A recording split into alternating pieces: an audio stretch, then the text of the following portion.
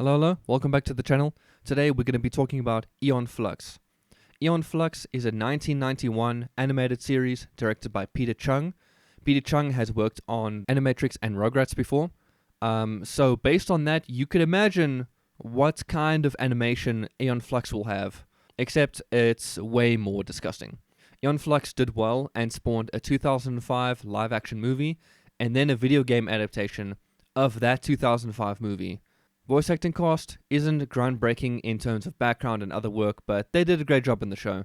Before we dive in, I just want to say that Aeon Flux is not structured normally at all. I'm going to say there's Season 1 and Season 2. Season 1 has very short episodes, and you'll see that there's no dialogue. And Season 2 has more episodes, and they're much longer and structured more along the lines of a normal show. And that there's actual characters and arcs and actual endings and whatnot. But let's just jump into episode 1, the pilot.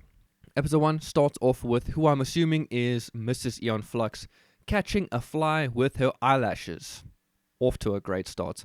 She goes around during what I'm assuming is her mission, shooting people, beating people up, so she's some kind of Tom Cruise, Mission Impossible 007, just goes on a bunch of espionage missions, blowing stuff up, I don't know, stuff like that. A highlight I'd like to bring up is her witnessing a guy licking a woman's ear, and then they just move on like nothing happened. She also falls from a million stories high and lands like a Looney Tunes character in the floor with like the ground cracked. I thought that was funny. She's then transported to the ethereal plane where some dude licks her feet. And that's the episode. What a way to kick off the series, I must say. And like I said, there's no dialogue. So we have no idea what's happening. Episode 2 starts with an extreme close-up of making out, like way too extreme. This is all in a plane, and she escapes the plane while it is flying and falls off the plane. While she's falling, she watches some nearby people with her binoculars. She sees guys in yellow suits retrieving something. I don't know what it is. Then, while trying to land, she hangs herself and dies. That ends like that. Episode 3. Aeon Flux is back, which is a recurring thing. She just comes back and there's no explanation as to why. She sneaks into a house and falls on her ass, and that one was actually really funny. She finds a tape recorder but gets shot in the face. Episode 4, she wakes up in the morning and greets her friend lying in the overhead kitchen locker. You know, there's like overhead cupboards in the kitchen. Yeah, in there. And if you think I'm exaggerating anything so far, you are wrong. This is exactly what happens. Yes, it is that random. She breaks into some place to steal some eggs. These are not your average chicken eggs because she breaks one and examines the weird-ass specimen inside. She then runs into what I can only describe as a spider person, and as she's running away, she gets killed off-screen. Awesome. Episode 6, there's her, a man, and another woman in a big elevator. So another mission. I'm going to assume the other woman is her partner because she dresses and acts similarly to her, so she's on the same team, I'm guessing. The man in the group is a hostage. He's been tied up, he can't speak, all that stuff.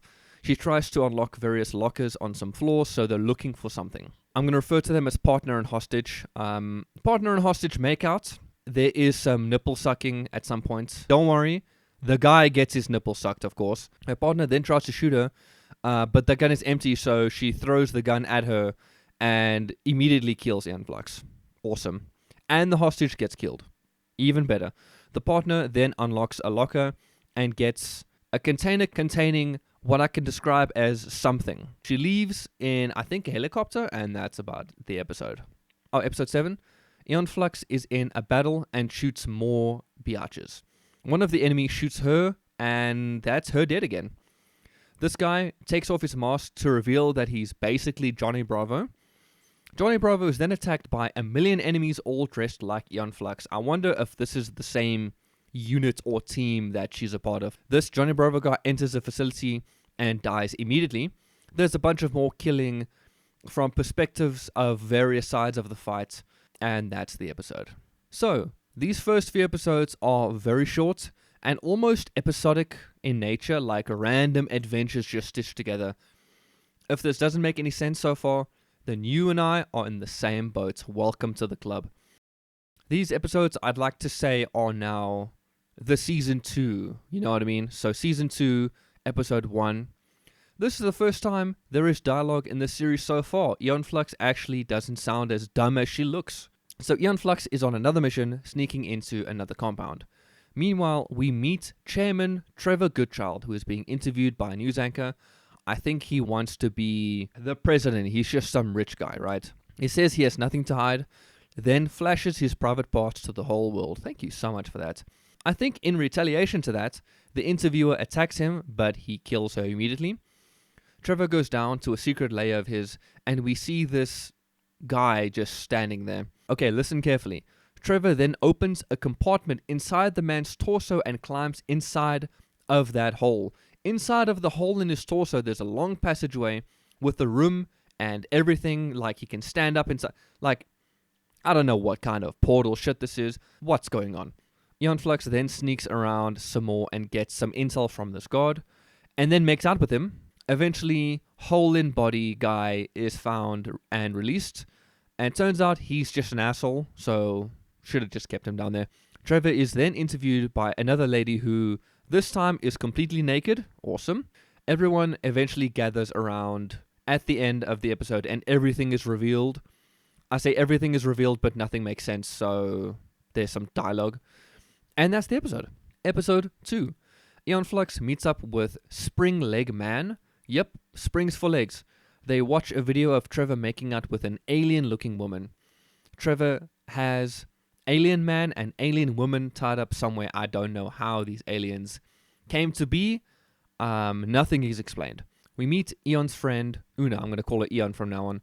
Una has a boyfriend, Nerik, and he comes home later and they break up. Tragic. Also, let us all take a moment to observe Nerik's outfit for a moment. That is all. Let's move on. Aeon brings Una with her on her mission. I'm guessing this is like a girls' night out kind of thing. During the mission, some guys walk in on Trevor ballet dancing, which is one of the funniest things I've ever seen. There is this big confrontation that is definitely tense and not stupid and confusing at all. Una betrays Aeon so that she can be with Mr. Alien Man. Spring Leg Man goes after Alien Woman. Alien Woman gets killed. Una flies away with Alien Man, and that's the episode. We never see Una, the aliens, or Spring Man ever again. Episode 3. Aeon blows up a factory. Now we meet Onan and Sybil, who spy on her. Trevor, who we can safely assume by now is a significant character. He's the second most frequent character. Trevor talks to Sybil and treats her spine. Her spine has like a little fuse-looking thing, a little compartment, and then he replaces her with new fuses, right? Later, Onan and Sybil have sex through a hole in the wall. Yep, I want to unsee that. Sybil loses her legs at the end because of poverty, and that's about it. We never see Sybil or Onan ever again. Now, episode 4. Trevor has figured out how to clone humans. Aeon has brought with her a Russian partner, Scaphandra, who had her feet replaced by hands and can also shoot a grappling hook out of her tongue. Yep, that sounds about right. Trevor tries to clone Scaphandra, but gets to clone Aeon instead. Her clone escapes and works with the real Aeon for a bit, so now they're trying to fuck with Trevor, you know. After clone Aeon talks to him, Trevor does a good thing for the first time. He throws away Aeon's clone serum so that there are no more clones, because he's kind of just cloning her a bunch and doing certain things with them, which I'm not going to explain, but it's kind of implied. Eventually, after some arguing, the Aeon clone died, Trevor is in ruins, and the remaining original Aeon escapes to continue her adventures. Episode 6. The world has discovered a weird alien creature. Again, the world decides it's safer to send it back to space on a rocket, but of course, Trevor wants to capture it, because he's rich and bored. Aeon's army then battles Trevor's army for a bit. Aeon and Trevor make out during the fight. I'd like to quickly mention that there's been a lot of random making outs. I mentioned this once before, but about once per episode, there's been some random making out, or it's just Trevor with other people, or Aeon with other people, or what are they called? Onan and Sybil. They're just lots of making out, and it's like during the commotion, the alien comes out and abducts one of the soldiers. Aeon eventually launches the rocket, and it disappears into space. Trevor cuts open the abducted guy, and an alien baby comes out. It cries, glows, floats around, and then disappears. Another alien creature appears elsewhere with this woman, this random chick. The building starts collapsing. The alien saves this lady and is crushed immediately. And that's the episode. So that's the last episode I've watched. There are a few more, but I can't really find them. But anyway, I did watch most of it. But in all honesty, I think even if the series has come to a conclusion, it would not have answered any questions I have, which brings me to the review itself. Aeon Flux is probably the weirdest show I've ever seen. I think Aeon Flux herself is so weird. She has a ridiculous outfit.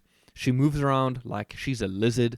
She sniffs things often, like mysterious liquids or gun barrels. She makes out with many of her enemies.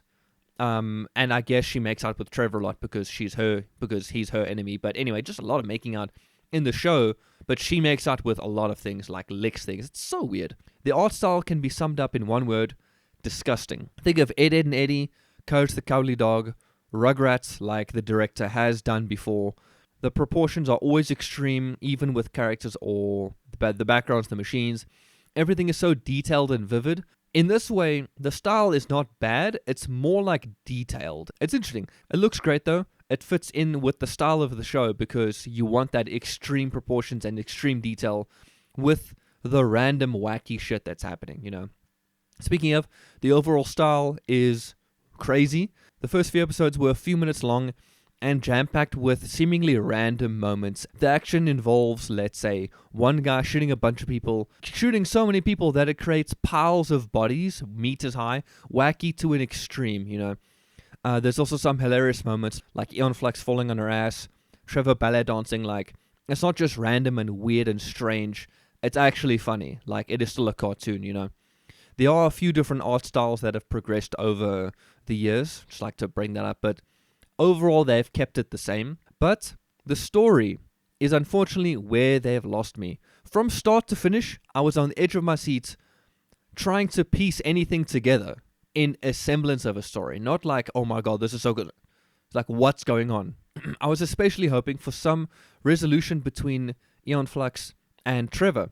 The clone episode revealed that they both at least want to be together, and at most, even more, maybe they want to get married and go on adventures together. You know, they would make out, but that's also everywhere. So it's a weird relationship. And Trevor was so like distraught when the clone died. It's kind of a cat and mouse until it gets serious, but it never gets serious, you know. Anyway, and then all the other characters are just there for that episode. So there's not even character arcs. It's just from start to finish and now next adventure. Kind of like The Simpsons. In that vein, you know, at least I can't find a story, but you must let me know if you find a story. Last but not least, the music and the voice acting is fine. The series did start in 1991. You can tell it's kind of old, but it fits. I like it. So with all that being said, I rate this series a 6 out of 10. I do enjoy random stories like this. I was just expecting more of a story. And I do like the art style, and I do like that it's weird. Sometimes it gets a bit weird. But despite all its kind of negatives, I did enjoy it. It was a good show. If you like weird art styles and some wacky shit, this is definitely for you. You will enjoy this one. Side rant, I just love the outfits in the show. It's insane. Obviously, Aeon Flux's outfit, you've seen it a few times, but hopefully I can get a few more up here. I dig that it's in the future. It's like a dystopian world. So they can just invent whatever outfit they want. It's really, really funny what they can come up with, you know, and the hairstyles, and it's really funny. But yeah, that's pretty much it. Thank you so much for watching. See you guys in the next one. Bye-bye.